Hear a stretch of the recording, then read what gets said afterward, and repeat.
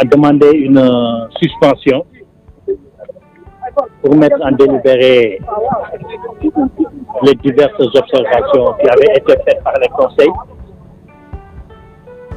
Au terme de sa réflexion,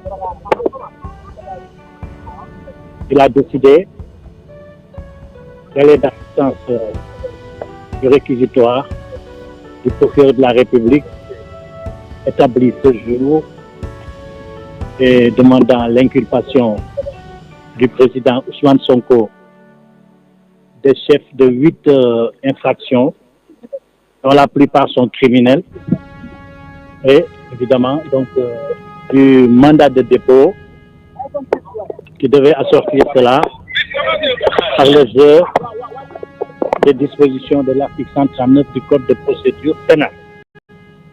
Voilà, j'ai à mes côtés Maître Babacar Niang du barreau de Paris, qui est agrégé des universités françaises, qui a joué à nos côtés un rôle capital dans la défense du président.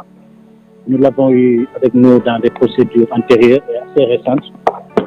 Les confrères, évidemment, sont très choqués par la nouvelle, parce que c'est la première fois que M. Ousmane Sonko fait l'objet d'un mandat de dépôt de la part d'un juge. Le juge Samba Sall, qui avait reçu le même réquisitoire, avait refusé d'abonder dans le même sens et l'avait placé sous contrôle judiciaire. C'est vous dire que nous ne nous attendions pas du tout à cela, parce que sur le plan du droit, je ne voudrais pas violer le secret de l'instruction, ni m'épancher, parce que ce n'est pas un jour ou le lieu de s'épancher, mais je voudrais dire tout simplement que nous sommes extrêmement déçus. Et voilà, les autres confrères sont là, sont tous sous le choc comme vous le constatez. Mais la lutte continue. Je vous ai dit que cela participe peut-être du secret de l'instruction. De toute façon, pour ce qui est du secret de l'enquête, ça a été éventré. Effectivement, pour l'enquête, ils ont dit, c'était partout, que Sonko avait opté pour le silence, ce qui n'est pas faux.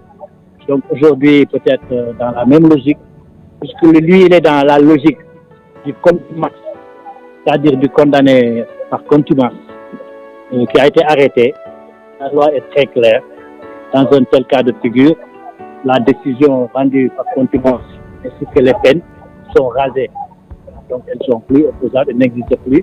Voilà, nous, on est dans cette logique. Pour le reste, maintenant, ils ont prétexté des procédures totalement dénuées de sens, puisque, comme a dit le maître des poursuites, il fallait profiter de ce fameux vol portable pour faire un prétexte, un moyen, comme selon son expression, c'était le moyen d'initier des poursuites, de déclencher les poursuites, un moyen de déclencher les poursuites. On a expliqué que ce n'était pas possible, c'était juridique, parce que ce vol, si vol il y a, qu'il soit un vol individuel ou un vol en réunion, d'autant plus que dans le procès verbal de l'enquête, sans violer le secret de l'enquête ni de l'instruction, la dame qui est victime de ce vol de portable a complètement innocenté M. Sonko. Elle dit que ce n'est pas M. Sonko qui a pris mon téléphone. Deuxièmement, elle dit que à la question, parce qu'elle a décliné son identité, elle dit que non, je n'ai pas décliné mon identité. Il se trouve que quand vous volez, quand vous arrachez le téléphone de quelqu'un, filmer, c'est-à-dire d'attenter votre droit sacré à l'image, et vous êtes en droit de lui arracher le téléphone. Parce que ce faisant, c'était fin à un trouble illicite et manifestement criminel, parce que le droit à l'image est un droit garanti par la Constitution dans notre pays. Donc il n'y a pas ce qu'on appelle l'élément moral de l'infraction. Dès l'instant que cette voie de fait, si on peut l'appeler, a été commise, non pas, parce que on qualifie un acte de viol, de vol, pardon, quand c'est une soustraction frauduleuse de la chose d'autrui. La soustraction, c'est pas en fraude, donc il y a l'élément moral déjà manque. L'élément matériel manque puisque la victime vous dit que non, ce n'est pas fraude. Donc, et c'est ces deux éléments qui ont servi, comme le dit le procureur, de déclencheur des procédures. Et quand on déclenche des procédures postérieures aux faits même. Mais on convoque des dossiers des choses, des faits qui ont lieu depuis 2021 jusqu'à 2023. Donc c'est ça qui juridiquement pose un problème. En tant que tel, ça le juge ne devait pas. Jusqu'au moment où je vous parle, M. Sonko est cohérent dans sa démarche. Sa prise de position, de décision n'a pas changé pour le moment, du moins. Il observe toujours cette grève de la faim.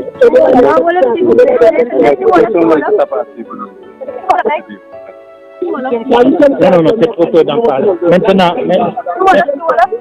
ils ont ajouté la diffusion de fausses nouvelles au sectage que vous connaissez. Voilà. Maintenant, Maître Babacar Niang, qui est un excellent confrère, qui enseigne à Paris, à les universités. Il est inscrit au barreau de Paris, mais c'est un Sénégalais pure souche. Lui-même, il peut vous parler en Wolof, vous expliquer tout ça. Et si vous avez besoin d'autres dialectes, il est à votre disposition. D'accord. Vous je voudrais simplement réfléchir dans un premier temps. Je suis agrégé et j'enseigne. Ce que je voulais dire aujourd'hui, d'abord, ce que je voulais vous dire, c'est que tous les amoureux du droit sont aujourd'hui en deuil. Tous ceux qui en soi pratiquent le droit loyalement, sincèrement, sont aujourd'hui en deuil. Tout a été dit sauf le droit aujourd'hui. Il y a eu des réquisitions qui ne sont fondées sur aucun élément de preuve et des réquisitions qui devaient faire l'objet d'un contrôle de qualification. Ce contrôle n'a pas eu lieu. L'article 139 qui oblige le juge à vérifier si la demande a été, plutôt si les faits qui sont visés sont dûment motivés, n'a pas effectué ce contrôle. C'est ce qui est dommage et ce qui rend cette décision injuste et vraiment nous la regrettons. Le Sénégal est en deuil, les amoureux du droit sont en deuil et c'est pas normal qu'une telle décision puisse être rendue.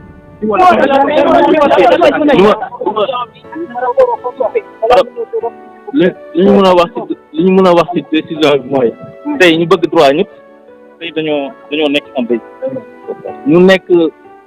ñu bëgg justice yëpp tey dañoo nekk en deuil lan moo waral loolu mooy tey droit bi kenn waxu ko wax nañu lépp droit kenn rendre décision boo xam ne nit mën na ko comprendre parce que juge bi dafa ne article 139 day lié juge d'instruction bu dee en soi nga faits yi prouvé nañ leen te juge bi moo war a indi contrôle de qualification des faits moo tax mandat de dépôt bi c'est vrai que 139 daf naan day obligatoire mais bu fekkee ne dañoo indi preuve éléments yi ñuy wax yi te benn preuve kenn indiwu ko fi te loolu moo tax tey suñu xol yi dafa metti parce que boo nekkee avocat boo bëggee justice boo bëggee droit boo gisee décision bu mel nii doo am lu dul regretté ko maa ngi leen di gërëm.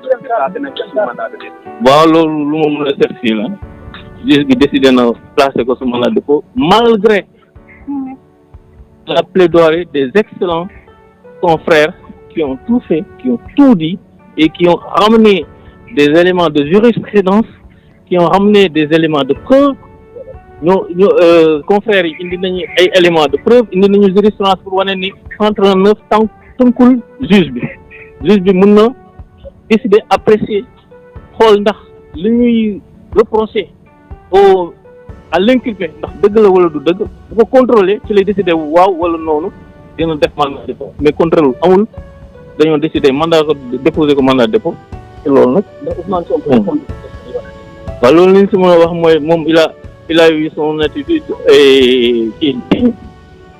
respectueuse des institutions maanaam respecté na institution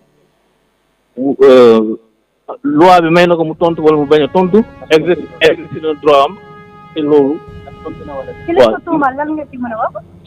ci liñ ko tuumal dara prouvé wuñ ko amul benn élément de preuve ci liñ ko tuumal loolu rek laa leen si mën a wax maa ngi leen di gërëm di leen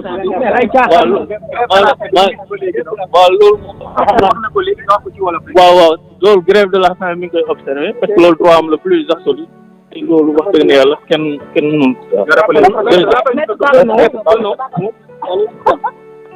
allo. waaw Xoxaan ñu ngi lay dégg. waaw.